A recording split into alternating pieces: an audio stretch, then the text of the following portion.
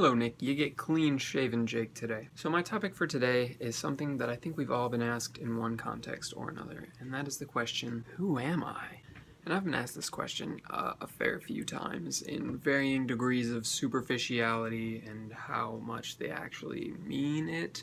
But I remember specifically one conversation I had freshman year with a senior who asked me this question. And as, you know, a timid little freshman, not really knowing what he was talking about, I just started listing things that came into my head. Like I started saying stuff about my family and about how I play tennis and this and that, and, you know, nothing really useful. To which he replied, "No, who are you?" And I was like, what do you mean, no? You can't tell me who I am. But then he went on to say, Aristotle once said, "You are what you repeatedly do." So I've since looked this up, and it's not Aristotle, by the way. It's just misattributed to Aristotle commonly. Not that it matters.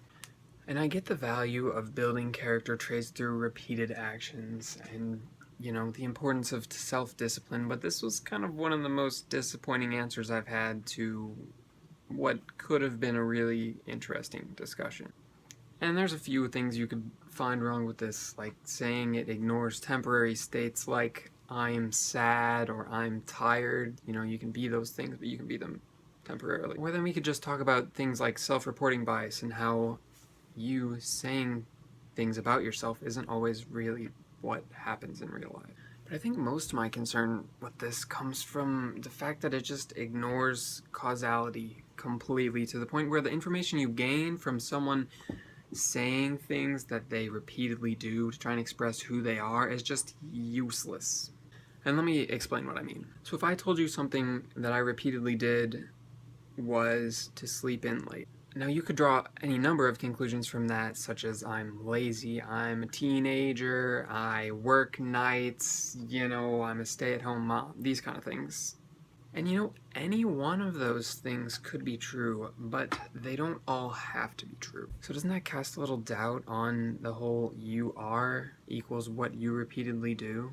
And there's my problem with it. You can't just ask somebody who they are and expect them to tell you who they are. It's just not really a valid question that you can ask somebody. And I don't think knowing what people repeatedly do helps that a whole lot. But I do think it could have been a cool question if gone about the right way. Do you know what I mean? Like we could have a discussion on what we believe in our political views or religious whatever, or, you know, just our worldview, and that would have given a lot more insight than this whole other thing.